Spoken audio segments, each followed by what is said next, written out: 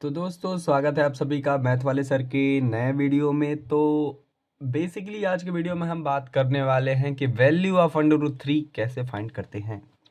देखिए सबसे पहले मैं आपको बता देता हूं कि अब तक मैंने √2 की वैल्यू निकाल रखी है। उसमें मैंने बिल्कुल ही बेसिक बता रखा है भाई, बिल्कुल जीरो नंबर से। अगर 2वीं क्लास का लड़का है तो वो भी सीख जाएगा।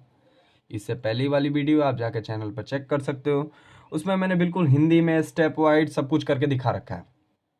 ये वाला वीडियो भी वैसे ही करूंगा, ठीक है। तो आज का हमारा क्वेश्चन है कि √3 का वैल्यू कैसे निकालते हैं लॉन्ग डिवीजन मेथड यूज करके। काफी आसान सा आप बोल सकते हैं मेथड है। तो चलिए सबसे पहले उसको सीख लेते हैं। देखिए √3 का आपको वैल्यू निकालने के लिए सबसे पहले आप 3 को क्या करोगे, इसके अंदर डालोगे। ये आपका फॉर्मेट है, मतलब कि कैसे भाग देना है, ठीक है। यहाँ पे आप लिख सकते हो कि जैसे सबसे पहले आप यहाँ पे छोटे छोटे रूल है उनको समझ लो। सबसे पहले तो 3 यहाँ पे लिखोगे जो आपको निकालना है, डेसिमल लगाओगे और उसके बाद 0 0 का पेयर लगा। अभी सभी बताऊंगा, पहले लिख लेने तो भाई। मैंने ये पेयर क्यों बनाया ये सब बताऊंगा, बिल्कुल घबराना नहीं। बिल्कुल छोटा सा मेथड है और बार बार वही मेथड ही रिपीट होगा, वही आपका लॉन्ग डिवीजन मेथड कहलाता है। देखिए सबसे पहले आपने √3 को क्या किया, उसको जो तोड़ा और इस फॉर्मेट में लिख दिया। सॉरी, आपको क्या निकालना है, स्क्वायर रूट। तो स्क्वायर रूट निकालने के लिए आपको क्या करना है, दो दो जीरो का पेयर लिखोगे। आप याद रखना, आप जीरो कितना लोगे तो वो भी बता देता हूँ। जीरो कितना लेना है, जैसे मान लो कि आपका √2 की वैल्यू कितनी होती है, आप सभी को मतलब यहाँ पे मैं लिखूँ तो √2 की वैल्यू होती है आपकी 1.4142, ऐसे करके कुछ नंबर्स होते हैं। तो क्या आप √2 की वैल्यू ये लिख सकते हो,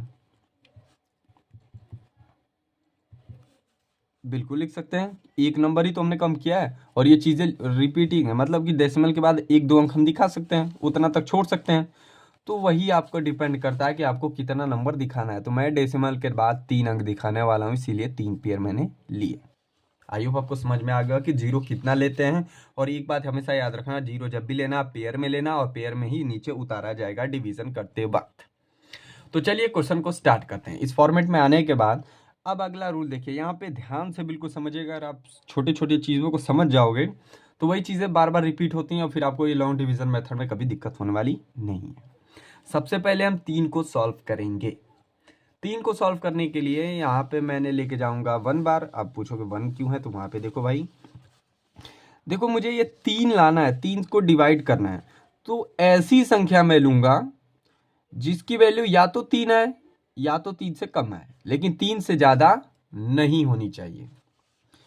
तो अगर मैं यहाँ पे 1 लेता हूँ तो सेम इसके नीचे भी 1 लिखना पड़ेगा, ये रूल है, ठीक। और कितने बार आप लेके गए भाई, तो यहाँ पे हमने ले गए 1 बार, तो 1 लिख दिया। अब यहाँ पे प्लस का साइन लगता है, ठीक। ये रूल है, अभी लिख लेने दो फिर समझाऊंगा, ठीक है। पूरा घबराना मत, इतना लगा दिया। अब देखो इस फॉर्मेट में डालने के बाद हमने एक बार लेके जाना है और एक उसके नीचे भी लिखना है और एक यहाँ पर भी लिखना है, आप कितनी बार लेके जा रहे हो, ठीक। अब देखो एक का एक में गुणा करोगे तो एक ही आएगा और जो वैल्यू आएगी वो यहाँ पे लिखी जाएगी। एक बार फिर बता देता हूँ, मैं एक बार भाग लेके जाऊंगा और एक बार यहाँ पे लिखूंगा, एक एक यहाँ पे लिखूंगा, एक इसके नीचे लिखूंगा और फिर इन दोनों का आपस में गुणा करके यहाँ पे वैल्यू आएगी और फिर यहाँ पे प्लस का साइन है तो इन दोनों को प्लस करेंगे तो एक योग क्या होता है, 2 होता है। और इसका माइनस करोगे आप, आपको पता है डिवीजन माइनस होता है, तो 2 में से एक जाएगा, सॉरी 3 में से एक जाएगा तो आपका बच जाएगा 2। बस इतना ही रूल था, थोड़ा जल्दी जल्दी में हो गया, एक बार और समझ लो। मुझे एक बार भाग लेके जाना है, वो कैसे डिसाइड करना था वो मैंने आपको बता रखा है। यहाँ पे 1 रखा, फिर यहाँ पे 1, फिर इन दोनों को जोड़ा 2 आया, फिर 3 में से एक गया तो ये भी 2 बच गया। अब आप जब भी उतारोगे तो पेयर में उतारोगे, क्योंकि आपको यहाँ पे पेयर उतारना है। तो ये पेयर मैंने उतार लिया, अब ये हो गया नंबर 200। अब मैंने जीरो उतारा तो यहाँ पे डेसिमल था तो यहाँ पे भी एक डेसिमल लगा दूंगा, क्योंकि जीरो जब पहला आप उतारोगे पेयर ना तो उससे पहले डेसिमल लगा देना। तो यहाँ पे 1 पॉइंट, अब आंसर यहीं पे हमारा बन रहा है, ठीक है। अब मुझे यहाँ पे ऐसी कौन सी संख्या रखूं जिससे वापिस उसी संख्या से गुणा करने के बाद या तो इसके बराबर आए या तो इससे कम आए। अब यहाँ पे आपको पूरी तरह से समझ में आ जाएगा, यहाँ पे नहीं आ रहा था, ठीक है। बेसिकली यहाँ पे पहले से 2 तो 2 लिख लेंगे। अगर मैं यहाँ पे 7 बार लेके जाता हूँ, 7 बार, तो 7 इसके भी नीचे लिखूंगा जो कि रूल था, और इसका आपस में गुणा करूंगा तो 7 7 आपका 49 होता है। सॉरी 49 को 9 लिखेंगे, 4 हासिल हो जाएगा, और 14 और 4 हो जाएगा आपका 189।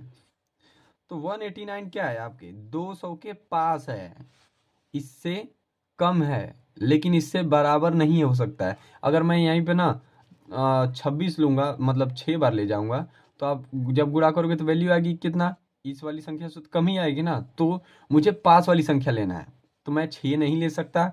अब कहोगे भाई 8 भी तो ले सकते थे, तो 8 जब आप गुणा करके देखना भाई ये आपका 200 से ज़्यादा आ जाएगा, और 200 से मुझे कम ही लेना है या तो 200 के बराबर लेना है, तो इसीलिए मैं कौन सा नंबर चूज़ करूँगा, 7 वाला।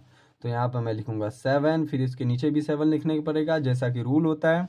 फिर यहाँ पे खींचेंगे पाई, तो ये मैंने खींच लिया पाई एक, ठीक।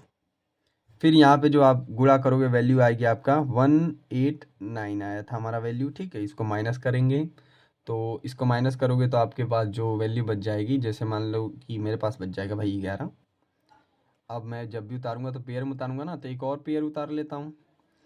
इतना तक हो गया। आप कितने बार लेके गए थे, 7 बार, तो यहाँ पे भी 7 लिखना पड़ेगा हमें। अब इसका प्लस लगाते हैं साइन, 7 और 7 कितना होता है, 14 होता है, और एक हासिल में जाएगा 2 1 3, यहाँ पे 34 हो जाएगा। अब यहाँ पे आप कौन सी संख्या रखो कि वापस उस संख्या से गुणा होने के बाद यही वाली संख्या या तो पास है या तो कम है। चीज़ें वही हैं, अब रिपीट हो रही हैं, अब आपको हवा लग रहा होगा कि कैसे करना है, ठीक है। तो अगर मैं यहाँ पे 3 रख दूँ तो फिर नीचे भी 3 रखना पड़ेगा, यहाँ पे प्लस का साइन भी लग जाएगा, और फिर यहाँ पे एक पाई भी लगेगा मेरा, तो ये मैंने लिख दिया एक पाई। फिर आप इसको सॉल्व करोगे, 3 का 3 में गुणा करोगे, फिर 3 का इन सब में गुणा करो, तो ये जो वैल्यू आएगी यहाँ पे आप लिख दोगे, ठीक है। तो इसकी वैल्यू आप जब गुणा करोगे तो ये आएगा आपका 10 29, ठीक। माइनस करके देख लेना, मैंने पहले ही भी बता रखा ऊपर वाला ना, बेसी नहीं होना चाहिए, कम भी नहीं, ज़्यादा होना चाहिए, पास वाली होनी चाहिए या तो बराबर हो जाए। बराबर आ ही नहीं रहा तो यानी पास वाली लेंगे, तो 3 बार मैंने ले गया, तो यहाँ पे फिर 3 लिख दूंगा, ठीक। और ये चीज़ें आप सॉल्व करोगे तो फिर आपका क्या बच जाएगा, 71 बचेगा। फिर एक पेड़ उतार लेना, और इन दोनों को भाई जोड़ दो, 3 और 3 कितना होता है, 6 होता है, और ये 4 उतर जाएगा, फिर ये 3 उतर जाएगा। अब यहाँ पे कौन सी संख्या रखो, वापस करने पे वही वाला रूल, ठीक। तो यहाँ पे आपको मान लीजिए कि मैं 2 रख देता हूँ, तो 2 यहाँ पर भी लिखूंगा, 2 प्लस का साइन भी लिखूंगा, और यहाँ पे एक पाई भी लूँगा भाई। अब इन दोनों का आप सॉल्व कर लो, तो 2 का गुणा करोगे तो जो वैल्यू आएगी वहाँ पे आप लिख दोगे, तो 69 2 4 आप गुणा करके देख लेना, इसमें गुणा करोगे तो ये वैल्यू आ जाएगी, ठीक। अब इसको माइनस करके देखो आपका कितना बच रहा है, 176 बचेगा। अब एक भाई यहाँ पे ये तो ख़त्म ही नहीं हो रहा, आप कहोगे तो ख़त्म नहीं हो तो ठीक है ना, अब 2 वाले गए तो यहाँ पे 2 लिख दो। इसको सॉल्व करके देखना कितना लिखना है, 4, 2 2 4 होता है ना, ये 6, फिर 4 और ये 3, और यहीं पे आप छोड़ दो, क्यों, क्योंकि चीज़ें बढ़ती जा रही है, अब कब तक करोगे, बस इतना ही रख दो। तो आप यहाँ पे लिख सकते हो √3 इज इक्वल टू 1.732, और यही हो जाएगा आपका आंसर। आई होप आपको समझ में आ गया होगा कि √3 का वैल्यू कैसे निकालते हैं। काफ़ी आसान था, ठीक। मिलते हैं अगले वीडियो में, तब तक के लिए पढ़ते रहिए।